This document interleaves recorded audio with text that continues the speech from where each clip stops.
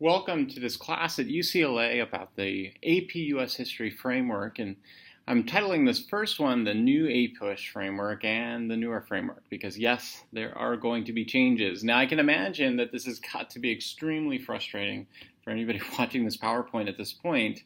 We've seen a lot of changes coming over the last couple of years, and here we are again with even more changes for next year.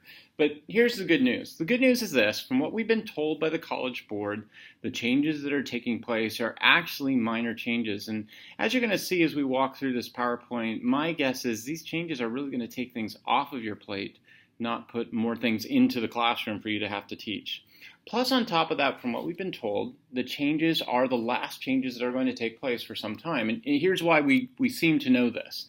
They did some focus groups over the last year, and what most APUS history teachers said was, look, here are some things we'd really like to see changed, but if you're going to do this, change them now, don't wait. And then after that, you need to stop for a while because people are really overwhelmed by the amount of changes that have been taking place. So, good news. The changes that are taking place are minor, and on top of that, there are not really going to be any more changes coming after this. I say for now, right? But I think this is really the case. And I think what you're going to see from this new framework that's coming out, that these changes will actually make your life easier and make things clearer for your students. So first off, a lot of this will seem very familiar now that we've been teaching this new course for the last 2 years. But for those of you guys who are new to the course, here's what the big change has been. The big change has been to move away from discrete facts towards historical thinking skills, or what we call HOTS. The HOTS are the higher order thinking skills, or trying to take history and look at it for what we really try to do as historians and then teach in the field of history, what makes us different in the discipline of history. So the change is really away from facts towards these higher order thinking skills. Now, don't get me wrong here. Obviously, facts are still important. I think this is one of the things people hear and they always wonder, so does this mean we make up facts or we're not even going to talk about facts? No, facts are really important. We want students to understand the role of facts in supporting major arguments, but the point of facts really is to illustrate the higher order thinking skills, not that students have to learn every discrete fact that's out there. Another big change that took place within our new framework is that the content was broken up into historical themes, and we're going to talk about those themes in just a moment. I actually teach my course according to those themes. The test also is more about skills, analytical interpretation, reading, and writing skills. Everything in the test, everything in the course is now broken up by these thinking skills.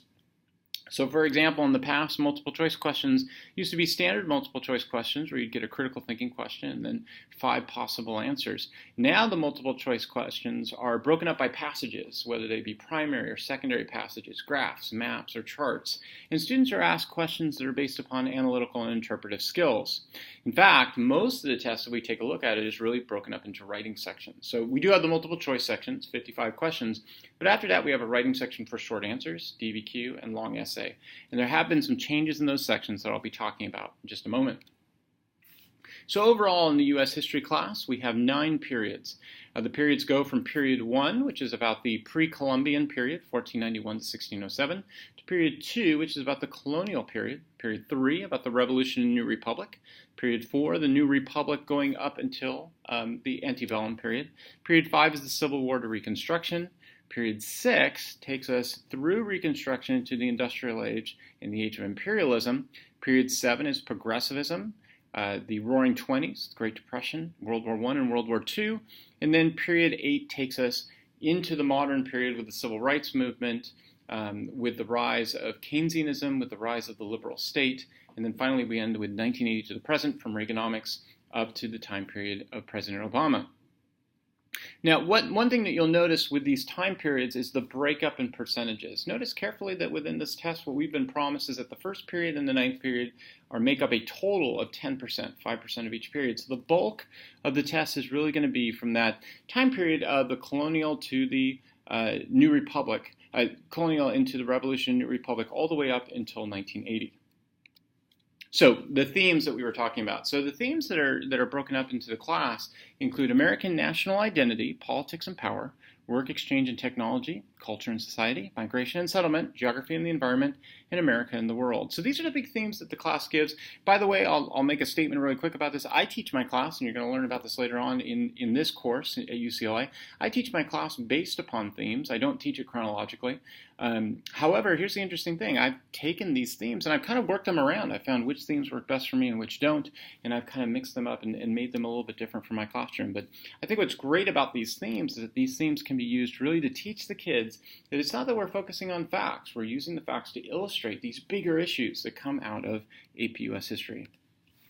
So, what about our higher order thinking skills? This is where some of the changes have taken place now in the new framework that I want to make sure we really get down. And again, I think it makes it so much easier for us to teach the class. Here have been the big changes since the beginning new framework. Comparison and contrast, and then cause and effect. And the way I've taught it to my students for the last couple of years is that cause and effect really breaks down into three different skills: change and continuity, cause and effect, and periodization. Then we have the DBQ, which includes contextualization, using analysis, not quoting, not paraphrasing, and analysis as point of view, audience, and purpose, and last off, synthesis. However, here are the big changes that have taken place. The big changes, or really minor changes, is that in talking to APUS history teachers, the College Board found out that having these many different skills really ended up confusing students and making it very difficult to teach the class. So what they decided to do is to remove a couple of these skills. And in a sense, they're not really removing them. They're kind of just getting blended into the other skills. So here's what we know for certain. You are not going to see, ever again, you will not see specifically a periodization question on the test. So in the past, periodization questions were usually known to be those turning points kind of questions. It's no longer going to be on the test. In the DBQ and the long essay, you are not going to see the synthesis question anymore. You don't expect to see a synthesis point where your students have to make parallels between time periods or locations. That is no longer on the test. Now, I'm sure for some of you, this could be pretty frustrating. I know for some of the teachers I teach with, it's frustrating because we like that synthesis. We like the periodization. So does this mean that we can't teach these skills anymore? Absolutely, we can teach these skills, and here's why. One of my friends once said in APUS history, and it really comes down, it really makes sense. If you think about it, all of these skills can basically be broken down to three skills that we teach students in history: comparison and contrast, cause and effect, and context. Those are really the three big things we teach in history when it comes down to it. And in some ways, when you really think about it, there's only one skill we teach, and that's comparison and contrast. I mean, think about whatever you do, even cause and effect. When you teach about how things move from one period to the next, what are you teaching them? You're teaching them what are the patterns that have stayed the same, what's changed over time, comparison and contrast. The point being off of this, that when it comes down to it, all these skills are still there, whether or not they get tested on. So don't feel like you can't teach them. What's really great about these changes is that you no longer have to worry about trying to make nuances on every single one of these skills to your kids. They become more brief, more concise, more standardized for students.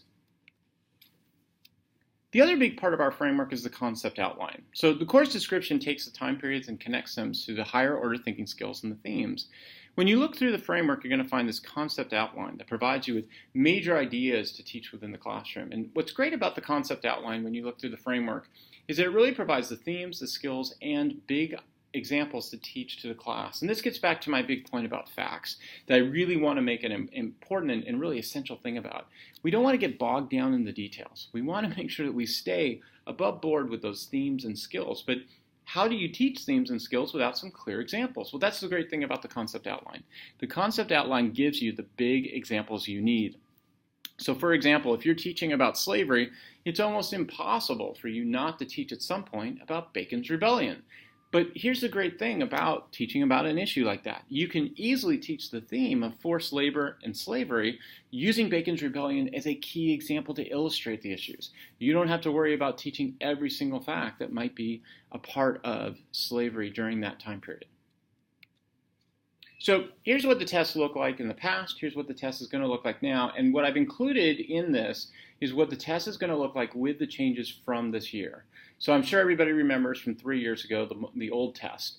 Multiple choice questions, there were 80 of them in 55 minutes with a document-based question, 60 minutes, and we never knew exactly how many documents. There was usually about 8 to 12 documents. Then there was a first free response essay for students of 35 minutes, and then they'd write a second one for 35 minutes. So here's what the new test is going to look like. And this isn't just a new test. This is the test as of now in the way that we're going to be doing things. There's going to be a multiple choice question of 55 questions in 55 minutes, and that's 40% of the test. And you probably know by now that these multiple choice questions are based upon passages, primary and secondary sources, graphs, and maps. There's usually about 19 of these, with about 3 to 4 multiple choice questions coming after them that ask them to analyze the passage. Next up, they're going to be given short answers. Here's where a change is taking place. In the past, we had 4 short answers. From here on out, we're going to be having 3. Yes, I said it. I will say it again. I'm sure that you're probably not believing me right now with all the changes that have taken place. There are going to be 3 questions. Now, you're probably going to hear a little bit different. I want to make this very clear. When you look at a practice test that will come out for next year, you will still see in the short answer section 4 questions. But students will have to answer question 1 and question 2. They will then have a choice between question 3 and 4. So in the end, they're going to be answering 3 questions. So just in case you missed that, they will be given 4 questions. Question 1 and question 2 they have to answer. Question 3 and 4 they're going to have a choice on. They'll have 40 minutes now instead of the 50 minutes to answer that. Be 20% of the test. So where does that 10 minutes go that we used to have? They're going to split it up between the DBQ and the long essay. They're going to end up giving the kids 10 extra minutes now on the overall long essay section. So 5 minutes for the DBQ, 5 minutes for the long essay. The DBQ remains the same as we've seen before. 1 question, and here's the great news about this, 7 documents every time. It's never going to change from here on out. So now they're going to have 60 minutes for that, 25% of the test. And then last off is the long essay, and here's another change that's going to be taking place. So in the past, you probably remember in the last couple of years, we've had 2 questions. The students would choose 1. Now the students are going to be given 3 questions, but they still only have to answer 1 of those questions. And here's the great thing about it that I'm going to go over in a few minutes. Those 3 questions will all have the same historical thinking skill: comparison and contrast, cause and effect, change over time, and they're going to cover all the time periods. So for example, question 1 will be from periods 1 through 3, question 2, 4 to 6, question 3, 7 to 9. Here's what's great about that. If you have a student who, let's say, forgets information on periods 1 through 3, they still have 2 other questions they can choose from other time periods. So again, in many ways, the changes that are taking place here, I think, are really going to make your life and your students' lives so much easier. So multiple choice. I just want to go over this. I know we talked about this a little bit earlier, but just for those of you guys who are new to the test, old questions on the multiple choice were critical thinking, but they were standard questions with 5 possible answers, what we call in the testing industry 4 distractors and 1 correct answer. The new test now is going to have a stimulus with either a primary, secondary, or graphic source, and instead of 5, there will be 4 possible answers. The reason why they moved from that is that overall, the College Board claimed that when they took a look at that 5th possible answer, it just didn't really do the job that they wanted it to do. It just made things harder for students, and it really didn't demonstrate anything statistically. So they moved to 4 possible answers. Makes things a little bit easier for the students. All the questions are based upon historical thinking skills. So like when I make my questions up for the kids during the year for practice, I always include in my question 1 of the historical thinking skills, content, and what I call an impact or effect of the overall question. What about the short answers? So on the short answers, they are similar to the multiple choice. Remember what I was saying before about how now there are going to be 3 required answers but 4 questions. So here's what this is going to look like, and we know this is the way the setup's going to be from here on out. Question 3 and 4 will provide the student with a choice. So they will be able to choose either answering question 3 or 4. 1 and 2 will be required. We also know from here on out, question 1 will always be a secondary source. Question 2 will always be a primary source. Now, obviously with that primary source, you can imagine there could be a diary entry, it could be a graph, it could be a map. So that's up to you as you're practicing with your students to include multiple types of primary sources. Questions 3 and 4 will have no stimulus. So the way question 3 and 4 is going to be set up is to have that sort of A, B, and C, but it's only going to be based upon a historical thinking prompt. It's not going to be based upon a source. Each question you should expect will have 3 parts, A, B, and C. It's really important to teach your students during the year that the box they're provided to answer the short questions, they must stay within that box. I always tell my students, make sure you label the answers. I've heard teachers have talked about this and kind of wondered if it's a good idea not to label the answer, because what happens if by accident a student answers part A but labels it B by accident. From what I've heard, the way that it's graded at the national grading is they want to give the benefit of the doubt to the students. So if you accidentally label something wrong, they're not going to take away points from you for doing that. I would suggest labeling this, staying within the box, make it as easy as possible for your graders to find where the answers are. Prompts typically include 3 parts to them, really: historical thinking, skill, and content, but I would also say that they include some kind of impact or effect that's really important that the students should answer to. So here's an example of what I'm talking about with the short answer. So in this particular case, we have a political cartoon from 1885, and you're going to need to answer parts A, B, and C about this. Now notice carefully that each one of these questions that's being given has historical thinking, skill, content, and effect. So for example, A, briefly explain the point of view of the artist of the image. So in this particular case, historical thinking skill is the point of view, and the overall impact of this is going to be what's the significance of the point of view. We have part B, briefly explain one example from 1865-1900. This is the skill of argumentation that would support the view. And then in part C, we have further argumentation from the opposite side. How would you use to challenge the point of view of the author of that picture? So for the DBQ, the maximum number of documents is going to be 7, and that's the minimum as well. No matter what, students should expect, and in your practices you want to eventually get to the point where students are practicing with 7 documents. Once they do this, they're going to need to provide a thesis argument that's going to include in the argument the coherency of the essay. We'll talk about that in a future PowerPoint presentation on how best to do that coherency. They want to make sure that they stay away from paraphrasing and quoting from documents. I do not allow my students to do quoting of documents. I always tell them, in an AP English class, quoting of documents is really important, especially in college. It's extremely important. But I want them to get into the habit of doing analysis. So they're going to do analysis using 3 possible tools: point of view, audience, or purpose. Also, a big part of the DBQ is providing context versus outside details. And we'll talk a little bit about what the difference is, because I know that one can be kind of difficult for teachers and for students to understand what's the difference between contextualization and outside details. Last up, I always taught my students you should do synthesis, but like I said earlier, that is no longer on the test. So you no longer have to worry about having to teach your students how to do synthesis within the DBQ. So here's some tough ones for the DBQ. First of all, there is that thing under the thesis about the point for corroborating or dissenting viewpoints. Nobody really got that when that first came out, and a lot of people were asking, where does that whole thing come from? Well, for us in AP US History, this actually is going to make a lot of sense. The way that these tests are graded now is known as dimensional scoring. And dimensional scoring is about taking each skill and providing points to it. Now, the way we used to do grading in AP US History was through holistic grading. We would take a look at an essay and then we would categorize it into different amounts of points as a whole for the essay. When they made up these rubrics for AP US History, they borrowed from AP World History and did dimensional scoring, where they would give points for specific skills. But they wanted to give something from the old AP US way of doing things. And so what they did was they gave an extra point under the thesis. So now the thesis is 2 points, 1 point for the thesis, 1 point for the coherency of the essay, meaning, is the argument followed through well throughout the entire essay, or is there a variety of different viewpoints provided within the essay? And I'm going to give some ideas throughout the course about how you might want to do that with your students. Last up is contextualization, and this one's really tough for teachers. How do we make a difference between contextualization versus historical context? Well, for us in AP US History, it's not that difficult. In fact, it's what we used to do with the old test.